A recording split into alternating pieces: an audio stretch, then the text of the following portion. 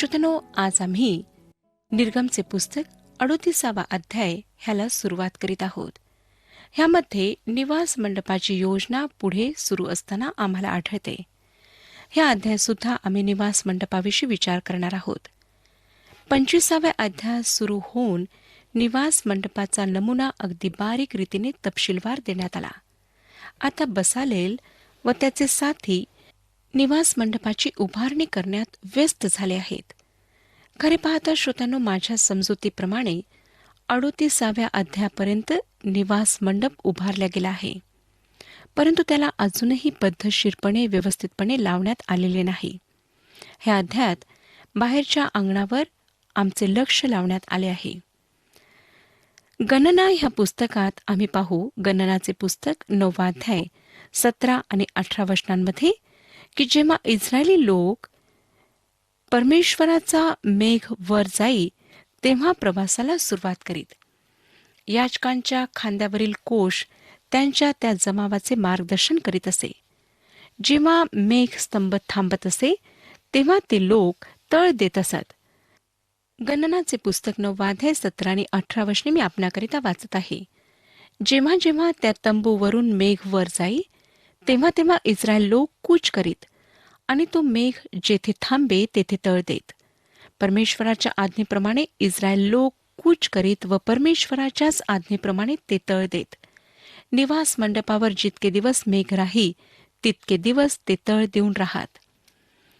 अरण्यातील वाळूवर कोश ठेवण्यात येई व त्याच्या भोवती निवास मंडपाला उभारण्यात येई. सोन्याने मढवलेल्या फळ्या त्याच्या भोवती लावण्यात येत असत. दांडे, कड्या, आकडे ह्यांच्याद्वारे त्याला एकत्र बांधण्यात येई. त्या फळ्यांवर 4 आच्छादने टाकण्यात येत असत. तलम सणाचे वस्त्र, बकरीच्या कातडीला तांबड्या रंगाने रंगवून मेंढ्याचे कातडे आणि तहशाचे कातडे संरक्षणाकरिता टाकण्यात येत असे. आणि निर्गमचे पुस्तक 36वा अध्याय 14 ते 19 वचनांमध्ये ह्या गोष्टी आम्ही पाहिल्या होत्या. ह्या निवास मंडपाची सुंदरता आतून दिसत असे. ह्यामधील प्रत्येक वस्तू उपासना, स्तुती, देवाविषयीचा आदर व प्रत्येकाला मिळणारा आशीर्वाद ह्याविषयी सांगत असत.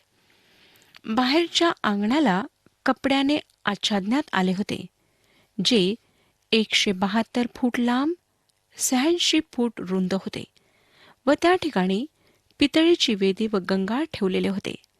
ह्याच ठिकाणी श्रोत्यांनो, पापाचा प्रश्न सोडविण्यात येत असे. पापी व्यक्ती प्रवेशद्वाराजवळ येऊन एक पापी व्यक्ती म्हणून उभी राहत असे. याजक तिला बाहेरच्या अंगणातून घेऊन जात असे. ती व्यक्ती आपला उजवा हात जो प्राणी ती घेऊन येत असे त्या प्राण्याच्या डोक्यावर ठेवीत असे, मग ती बकरी असो, मेंढी असो किंवा बैल असो. मग त्या प्राण्याचा बळी देऊन याजक त्या वेदीवर त्याला अर्पण करीत असे. फक्त ह्याच ठिकाणापर्यंत कुठल्याही व्यक्तीला प्रवेश होता. त्यापुढे मग याजक त्या व्यक्तीचे प्रतिनिधित्व करीत असे, परंतु ती व्यक्ती आतमध्ये प्रवेश करीत नसे. याजक गंगाळाजवळ थांबून स्वतःला धुत असे, जेणेकरून पवित्र स्थानात त्याचा प्रवेश व्हावा. पवित्र स्थानात श्रोत्यानो 3 वस्तू ठेवलेल्या होत्या: सोन्याचा दीपवृक्ष, समक्षतेच्या भाकरीचा मेज आणि धूपवेदी. हे सर्व उपासनेविषयी सांगत. त्यानंतर पडदा टांगलेला असे, जो पवित्र स्थानाला परमपवित्र स्थानापासून विभक्त करीत असे. याजक त्या पलीकडे जाऊ शकत नसे व तशी हिंमत सुद्धा तो करू शकत नसे. तो परमपवित्र स्थानात जात नसे, ज्या ठिकाणी साक्षीचा कोश आणि दयासन ठेवण्यात आलेले होते. कारण श्रोत्यांनो, ह्या ठिकाणी फक्त मुख्य याजक वर्षातून एकदा संपूर्ण इस्रायल राष्ट्राकरिता प्रायश्चित करण्याकरिता प्रवेश करीत असे. फक्त त्यालाच तेथे जाण्याची मुभा होती. आता 38व्या अध्यायाचे पहिले वचन पहा. त्याने होमवेदी बाभळीच्या लाकडाची बनविली. तिची लांबी 5 हात व रुंदी 5 हात अशी ती चौरस असून तिची उंची 3 हात होती. पितळेच्या वेदीवर बली अर्पण केल्या जात असे, जिथे पापाचा न्याय केला जात असे. येथे एक व्यक्ती किंवा राष्ट्र ह्यांच्या पापांचा प्रश्न सोडविण्यात येत असे. जेव्हा ही वेदी बनविण्यात आली तेव्हा दुसरी कुठलीच वेदी बनविण्याची मुभा नव्हती. ह्याच ठिकाणी देवाशी संपर्क साधता येत असे. आणि जर कुठली दुसरी वेदी बनविण्यात आली असती तर ती निंदास्पद ठरली असती. हे आम्हाला पुढच्या भागात ठळकपणे दिसेल. अशा प्रकारे ही वेदी ठेवलेली होती कारण इथे पापाचा प्रश्न सोडविला जात असे. पितळेच्या वेदीजवळ आल्याशिवाय कोणालाच परमेश्वराची उपासना किंवा आशीर्वाद प्राप्त करणे शक्य नव्हते. वेदीवरील शिंगे सामर्थ्याविषयी बोलतात, जे ख्रिस्ताचे तारण करणारे सामर्थ्य आहे. ह्या वेदीजवळ कशा प्रकारे जावे व हिची व्यवस्था कशी ठेवावी ह्याविषयी बऱ्याच ठळक सूचना देण्यात आलेल्या आहेत. हंड्या, फावडी, कटोरे, काटे व अग्निपात्रे सुद्धा होती. लक्षात ठेवण्याची महत्वाची गोष्ट म्हणजे श्रोत्यानो, ह्या ठिकाणी पापाची समस्या सोडविण्यात येत असे. 2 ते 8 वचने पहा काय सांगतात. 38 अध्याय 2 ते 8 वचने वाचूया. त्याने तिच्या चारही कोपऱ्यात 4 शिंगे बनविली. ती अंगचीच होती. त्याने ही वेदी पितळेने मढविली आणि त्याने वेदीची सर्व उपकरणे म्हणजे हंड्या, फावडी, कटोरे, काटे व अग्निपात्रे ही सर्व पितळेची बनविली. वेदीला त्याने सभोवती कंगोऱ्याच्या खाली पितळेच्या जाळीची एक चाळण बनविली. ती वेदीच्या खालच्या बाजूने अर्ध्या उंचीपर्यंत होती. त्याने पितळेच्या चाळणीच्या चारही कोपऱ्यांना दांडे घालण्यासाठी 4 कड्या ओतून तयार केल्या. त्याने बाभळीच्या लाकडाचे दांडे करून ते पितळेने मढविले. वेदी उचलण्यासाठी तिच्या बाजूच्या कड्यात त्याने दांडे घातले. वेदी मध्यभागी पोकळ ठेवून बाजूस फळ्या बसवून ती बनविली. त्याने गंगाळ व त्याची बैठक पितळीची बनविली. दर्शन मंडपाच्या दारापाशी सेवा करीत असलेल्या स्त्रियांच्या आरशांचे हे पितळ होते. श्रोत्यांनो, ज्या आरशांविषयी ह्या ठिकाणी सांगण्यात आले आहे ते पितळेचे होते आणि त्यांना पॉलिश करून अगदी चकचक करून त्यांचा उपयोग स्त्रिया आरशाच्या जागी करीत असत. त्या काळी सुद्धा स्त्रिया आरसे ठेवीत हे ह्यावरून स्पष्ट होते. त्या आरशांच्या पितळेचेच हे गंगाळ बनवलेले होते. श्रोत्यानो, आरसा देवाच्या वचनाचे प्रतिनिधित्व करतो. पवित्र शास्त्रात विश्वासणाऱ्याला त्याची शुद्ध होण्याची गरज परमेश्वराचे पवित्र वचन दाखवते. ते गंगाळ शुद्ध होण्यासाठी, धुण्यासाठी तेथे ठेवलेले होते. आज आमच्या स्नानगृहात अशीच व्यवस्था असते. वर आरसा असतो व खाली धुण्याचे भांडे असते किंवा त्याला आपण गंगाळ सुद्धा म्हणू शकतो. आरसा फक्त आमच्या चेहऱ्यावरची मलिनता दाखवतो, परंतु तो आम्हाला धुत नाही, तो आम्हाला स्वच्छ सुद्धा करीत नाही.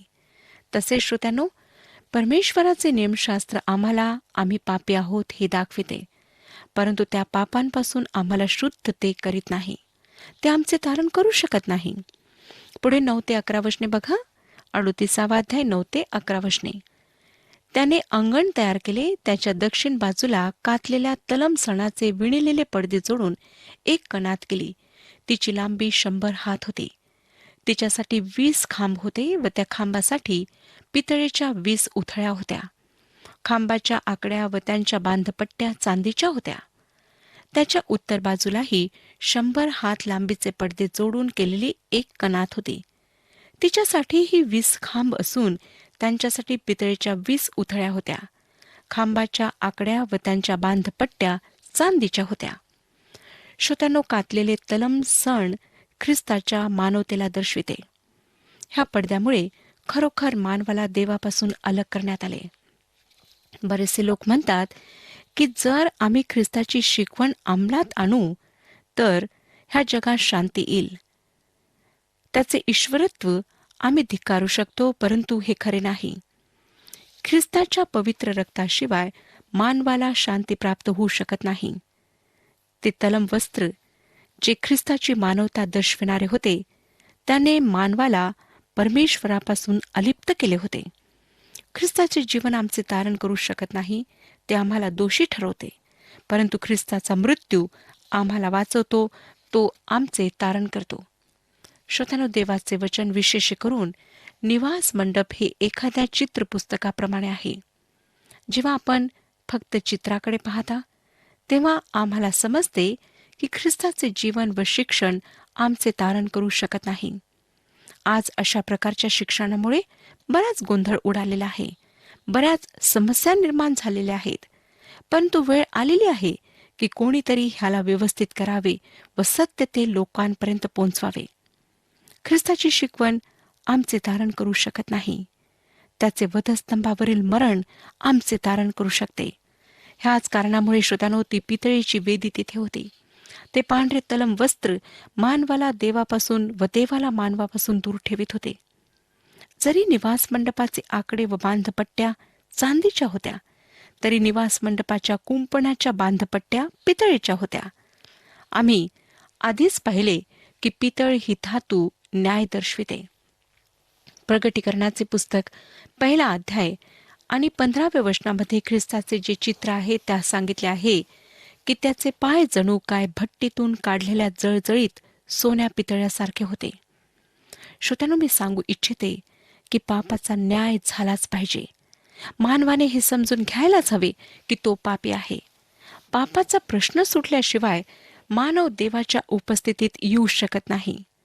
खांबाच्या आकड्या व त्यांच्या बांधपट्ट्या चांदीच्या होत्या व चांदी ही सुटकेची धातू आहे. बाहेरच्या अंगणाच्या कुंपणाने मानवाला बाहेर टाकले होते, परंतु देवाने त्याच्या प्रवेशाकरिता मार्ग तयार केला. त्याने पापाचा न्याय करण्याकरिता मार्ग शोधला आणि मानवाकरिता सुटकेची योजना केली, जेणेकरून मानवाला ख्रिस्ताच्या नीतिमत्वाचे वस्त्र पांघरायला मिळावे. किती सुंदर चित्र आहे हे. आपण निवास मंडपाकडे पाहिले तर आपणाला शुभवर्तमान सापडेल. देवाने चित्ररूपात ते आम्हाला दिले आहे. अंगणाला प्रवेशद्वार होते. मानवाला कुंपणावरून उडी मारण्याची आवश्यकता नव्हती. त्याला प्रवेशद्वारातूनच आत यावे लागेल. आता आपण पुढची वचने वाचूया. 12 पासून 18 वचने सांगतात, आणि पश्चिम बाजूला 50 हात लांबीचे पडदे जोडून केलेली एक कणात होती. तिच्यासाठी 10 खांब व 10 उथळ्याही होत्या. ह्या खांबाच्या आकड्या व बांधपट्ट्या चांदीच्या होत्या. पूर्वेकडील बाजू 50 हात ठेवली होती. अंगणाच्या फाटकाच्या एका बाजूला 15 हात लांबीचे पडदे जोडून केलेली एक कणात होती. तिच्यासाठी 3 खांब व उथळ्याही 3 होत्या आणि अंगणाच्या फाटकाची दुसरी बाजूही तशीच होती. अंगणाच्या फाटकाच्या ह्या बाजूला व त्या बाजूला 15-15 हात पडदे जोडून केलेल्या कणाती होत्या. त्यांच्यासाठी 3-3 खांब व उथळ्याही 3-3 होत्या. अंगणाच्या सभोवतालचे सर्व पडदे कातलेल्या तलमसणाच्या कापडाचे होते. खांबाच्या उथळ्या पितळीच्या आणि आकड्या व बांधपट्ट्या चांदीच्या होत्या. त्यांचे मथळे चांदीने मढविलेले होते. अंगणाचे सर्व खांब चांदीच्या बांधपट्ट्यांनी जोडले होते. अंगणाच्या फाटकाचा पडदा वेलबुट्टीदार असून निळ्या, जांभळ्या व किरमिची रंगाच्या सुताचा आणि कातलेल्या तलमसणाच्या कापडाचा होता. त्याची लांबी 20 हात व रुंदीकडील उंची अंगणाच्या पडद्या इतकी 5 हात होती. श्रोत्यानो, प्रत्येक वस्तू आणि रंग ख्रिस्ताविषयी सांगतात. हे आम्ही आधी पाहिले आहे, पण जर पुन्हा त्याची उजळणी झाली तर काही वावगे होणार नाही. निळा रंग सांगतो की तो देव असून स्वर्गातून आला. तांबडा रंग त्याचे मानवत्व आणि मानवजातीकरिता त्याने सांडलेल्या रक्ताविषयी सांगते. निळा आणि तांबडा रंग मिळून जांभळा रंग होतो, जो त्याच्या राजपणाविषयी सांगतो. तो जन्मतःच यहुद्यांचा राजा होता. हे फाटक जितके बाहेरचे कुंपण उंच होते तितकेच उंच होते. ते 7.5 फूट उंच होते. प्रवेशद्वाराशिवाय आत येण्याकरिता दुसरा कुठलाच मार्ग नव्हता. हे द्वार रुंद होते, जिथून कुठलीही पापी व्यक्ती आत येऊ शकत असे. परंतु फक्त तोच एक मार्ग होता श्रोत्यानो, जेथून कोणीही आत प्रवेश करू शकत असे. ख्रिस्ताने म्हटले आहे की तो मार्ग, सत्य आणि जीवन आहे. 3 प्रवेशद्वारांपैकी एक प्रवेशद्वार देवाच्या सान्निध्यात पोहोचवित असे व ते प्रवेशद्वार म्हणजे पवित्र स्थानात पोहोचवणारे. व मी ह्याला सत्य मानते. ख्रिस्ताने असे सुद्धा म्हटले की जर तुम्ही परमेश्वराची उपासना करू इच्छिता तर ती तुम्ही आत्म्याने आणि खरेपणाने करायला हवी. जर आमच्या मंडळीत ख्रिस्ताचे ईश्वरत्व धिक्कारून व ही वास्तविकता की तो तुमच्या आणि माझ्यासाठी मरण पावला हे नाकारून आम्ही उपासना करू तर ती खरेपणाने केलेली उपासना होऊ शकत नाही. अशा लोकांनी उपासना मंदिरात न गेलेले बरे. त्यांची स्वतःची आत्मिक स्थिती चांगली नसते व ज्या मंडळीचे जे सभासद आहेत ती मंडळी ख्रिस्ताचा अपमान करते. त्याचे ईश्वरत्व नाकारून ती ख्रिस्ताचा अपमान करते. 3 पैकी शेवटले प्रवेशद्वार हे अति पवित्र स्थानात नेणारे प्रवेशद्वार आहे, जेथे पडदा टांगलेला असे. हे प्रवेशद्वार श्रोत्यांनो, ख्रिस्ताचे जीवन जे वधस्तंभावर देण्यात आले त्याविषयी बोलते. जेव्हा तो मरण पावला तेव्हा हा पडदा वरपासून खालपर्यंत दुभागला व त्याने हे दर्शविले की मानवासाठी देवाकडे जाण्याचा मार्ग उघडला आहे व त्याच्याद्वारे जीवन आहे. येशू ख्रिस्त मार्ग, सत्य व जीवन आहे. नंतर श्रोत्यानो, आपण 19 पासून 24 वचने वाचूया. निर्गमचे पुस्तक 38 अध्याय 19 पासून 24 वचने. त्याचे खांब 4 आणि त्यांच्यासाठी पितळेच्या उथळ्या 4 होत्या. त्यांच्या आकड्या चांदीच्या असून त्यांचे मथळे चांदीने बडविलेले होते व त्यांच्या बांधपट्ट्या चांदीच्या होत्या. निवास मंडपाच्या आणि अंगणाच्या सभोवती असलेल्या सर्व मेखा पितळेच्या होत्या. निवास मंडपाचे म्हणजे साक्षपटाच्या निवास मंडपाचे जे सामान लेव्यांच्या सेवेकरिता केले त्याची यादी मोशेच्या सांगण्यावरून अहरोन याजकाचा मुलगा इथमार ह्याने केली तीच ही. ज्या ज्या वस्तू करण्याविषयी परमेश्वराने मोशेला आज्ञा दिली होती त्या सर्व वस्तू यहुदा वंशातील हुराचा नातू म्हणजे उरीचा मुलगा बसालेल ह्याने बनविल्या. त्याच्या जोडीला दान वंशातील अहिसामाकाचा मुलगा अहलियाब हा कोरीव काम करणारा कुशल कारागीर असून निळ्या, जांभळ्या व किरमिची रंगाच्या सुताच्या कापडावर व तलम सणाच्या कापडावर कशिदा काढणारा होता. पवित्र स्थानाच्या सर्व कामासाठी लागलेले सोने म्हणजे लोकांनी अर्पण केलेले सगळे सोने 29 किक्कार होते आणि पवित्र स्थानातील शकेलाच्या चलनाप्रमाणे ते 730 शकेल होते. श्रोत्यानो, योहानकृत शुभवर्तमान 14 अध्याय आणि 6 वचन आम्हाला सांगतं. योहानकृत शुभवर्तमान 14 अध्याय 6 वचन. माझ्याद्वारे आल्या वाचून पित्याकडे कोणी येत नाही. हे प्रभू येशू ख्रिस्ताने सांगितले की जोपर्यंत एक पापी व्यक्ती माझ्याजवळ येत नाही तोपर्यंत ती परमेश्वरापर्यंत पोहोचू शकत नाही. होय श्रोत्यानो, आम्ही आमच्या कुठल्याही कृत्यांद्वारे, दानधर्माद्वारे, चांगल्या पुण्य कार्यांद्वारे परमेश्वरापर्यंत पोहोचू शकत नाही. अवश्य आहे की प्रत्येक व्यक्तीने ख्रिस्ताच्या द्वारेच परमेश्वराकडे जावे. आता श्रोत्यानो, मी आपले लक्ष व्यक्तिगत इस्रायली व्यक्तीकडे वेधू इच्छिते. इस्रायल संपूर्ण राष्ट्राला देवाने पुत्र म्हटले आहे. देवाने एका व्यक्तीला पुत्र असे कधीच म्हटले नाही. प्रश्न हा आहे जो आज सुद्धा विचारला जातो की यहुदी कोण आहे?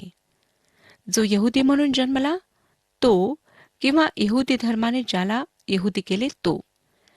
जुन्या करारात यहुद्यांमधून होण्यासाठी आपणाला यहुदी म्हणून जन्म घ्यावा लागत असे आणि देवाने प्रत्येकासाठी ह्याचा उपाय केला की प्रत्येकाची सुटका व्हावी. ह्याचाच अर्थ प्रत्येक व्यक्तीचा पुनर्जन्म व्हावा, पुन्हा जन्म व्हावा, प्रत्येक व्यक्तीला नवीन जन्म प्राप्त व्हावा आणि ती व्यक्ती त्यापैकी एक ठरावी. श्रोतांनो, मी पुनर्जन्म म्हणजे आमच्या शारीरिक मृत्यूनंतर आम्हाला प्राप्त होणारा जो जन्म आहे त्याविषयी नाही बोलत, कारण पवित्र शास्त्र पुनर्जन्माविषयी शिकवण देत नाही. मी त्या जन्माविषयी बोलत आहे जो आम्हाला ख्रिस्ताला स्वीकार केल्यानंतर प्राप्त होतो, अर्थात नवीन जन्म, जो आत्मिक रूपाने आमचा जन्म आहे. इस्रायल राष्ट्र निवडलेले होते, परंतु त्यातील प्रत्येक व्यक्तीची सुटका होणे आवश्यक होते. श्रोत्यानो, आज पवित्र शास्त्र सांगते त्याप्रमाणे प्रत्येक व्यक्तीने पाप केलेले आहे. प्रत्येक व्यक्ती पापी आहे आणि प्रत्येक व्यक्ती परमेश्वरापासून दूर आहे, परमेश्वराच्या गौरवापासून अंतरलेली आहे आणि त्यासाठी एकच उपाय आहे, तो म्हणजे प्रभू येशू ख्रिस्ताजवळ येणे, आपल्या पापांची कबुली देऊन त्याला आपला व्यक्तिगत तारणारा म्हणून स्वीकारणे. परमेश्वराने आमच्यासाठी उपाय केलेला आहे. परमेश्वराचं पवित्र वचन रोमकरास पत्र 5 अध्याय 12 पासून पुढच्या वचनांमध्ये सांगते. रोमकरासपत्र 5 अध्याय 12 पुढची वचने. एका माणसाच्या द्वारे पाप जगात शिरले आणि पापाच्या द्वारे मरण शिरले आणि सर्वांनी पाप केल्यामुळे सर्व माणसांमध्ये अशा प्रकारे मरण पसरले. कारण नियमशास्त्रापूर्वी पाप जगात होतेच, पण नियमशास्त्र नसले म्हणजे पाप गणण्यात येत नाही. तथापि आदामापासून मोशेपर्यंत मरणाने राज्य केले. ज्यांनी आदामाच्या उल्लंघनाच्या प्रकाराप्रमाणे पाप केले नाही, त्यांच्यावरही त्याने राज्य केले. आदाम तर जो येणार होता त्याचे प्रतिरूप आहे, परंतु जशी अपराधाची तशी कृपादानाची गोष्ट नाही. कारण ह्या एका मनुष्याच्या अपराधाने पुष्कळ माणसे मरण पावली, तर देवाची कृपा आणि एक मानव येशू ख्रिस्त ह्याच्या कृपेचे दान ही पुष्कळ जणांकरिता विशेष करून विपुल झाली. आणि पाप केलेल्या एकाच मनुष्याच्याद्वारे जसा परिणाम झाला तसा कृपादानाचा होत नाही. कारण ज्याचा परिणाम दंडाज्ञा तो न्याय एकाच मनुष्यापासून झाला, व ज्याचा परिणाम नीतिमान ठरणे ते कृपादान पुष्कळ अपराधांपासून झाले. कारण जर त्या एकाच इस्माच्याद्वारे त्या एकाच इस्माच्या अपराधाने मरणाचे राज्य चालू झाले, तर जे कृपेचे व नीतिमत्वाचे दान ह्याची विपुलता स्वीकारतात ते विशेष करून त्या एकाच येशू ख्रिस्ताच्याद्वारे जीवनात राज्य करतील. होय श्रोत्यानो, प्रभू येशू ख्रिस्तामध्येच आमचा स्वर्गामध्ये प्रवेश आहे. प्रभू येशू ख्रिस्ताच्याद्वारेच आम्ही स्वर्गामध्ये प्रवेश करू शकतो आणि आम्ही परमेश्वरासोबत वास करू शकतो. रोमकरासपत्र 5 अध्याय आणि 20-21 वचने सांगतात, शिवाय अपराध वाढावा म्हणून नियमशास्त्राचा प्रवेश झाला, तरी जिथे पाप वाढले तेथे कृपा त्यापेक्षा विपुल झाली. अशासाठी की जसे पापाने मरणाचे योग्य राज्य केले, तसे कृपेने नीतिमत्वाच्या योग्य सार्वकालिक जीवनासाठी येशू ख्रिस्त आपला प्रभू ह्याच्याद्वारे राज्य करावे. श्रोतांनो, काय ह्या येशू ख्रिस्ताला आपण ओळखता? काय ह्या येशू ख्रिस्तामध्ये आपणाला पापांची क्षमा प्राप्त झालेली आहे? काय आपणाला हे आश्वासन प्राप्त झालेले आहे की त्याच्या रक्तामध्ये आपले पापे धुतल्या गेलेले आहेत आणि आपण देवाचे लेकरू आहात, त्याची संतान आहात? जर नाही तर आजच आपल्या पापांबद्दल पश्चाताप करा, ख्रिस्ताजवळ या आणि त्याच्याद्वारे तारणाचे आश्वासन प्राप्त करून घ्या. कारण पवित्र वचन आम्हाला सांगतं, तो मरण पावला तो पापाला एकदाचाच मरण पावला, तो जगतो तो देवासाठीच जगतो. तसे तुम्हीही ख्रिस्त येशूमध्ये स्वतःच पापाला मेलेले खरे, पण देवा प्रित्यर्थ जिवंत झालेले असे माना. आज आपणाजवळ संधी आहे. आज प्रभू येशू ख्रिस्त आपणाला आमंत्रित करीत आहे. म्हणून कुठल्याही चुकीच्या धारणेमध्ये राहू नका. अंधविश्वास आहे त्याला दूर करा आणि जे सत्य आहे त्याला जाणून घ्या. श्रोत्यांनो, ही वेळ कदाचित आपल्या जीवनामध्ये आपणाला पुन्हा प्राप्त होणार नाही. आज जेव्हा परमेश्वराचा पवित्र आत्मा आपणाशी बोलत आहे, तेव्हा ख्रिस्ताजवळ या. कारण श्रोत्यांनो, देवाच्या वचनाप्रमाणे पापाचे वेतन मरण आहे. हे मरण म्हणजे शारीरिक नाही, कारण शारीरिक मरण तर प्रत्येकाला येणार आहे. हे मरण आत्मिक मरण आहे. परंतु परमेश्वराचं वचन सांगतं, देवाचे कृपादान आपल्या प्रभू येशू ख्रिस्तामध्ये सार्वकालिक जीवन आहे. जर आज आपण सार्वकालिक जीवन प्राप्त करू इच्छिता, तर आताच ह्या क्षणी ख्रिस्ताला आपल्या जीवनामध्ये स्वीकारा आणि त्याला आपला तारणारा मानून आपल्या पापांची क्षमा प्राप्त करून घ्या. प्रभू परमेश्वर ह्या विषयात आपले मार्गदर्शन करो आणि आपल्याला आशीर्वाद देऊ.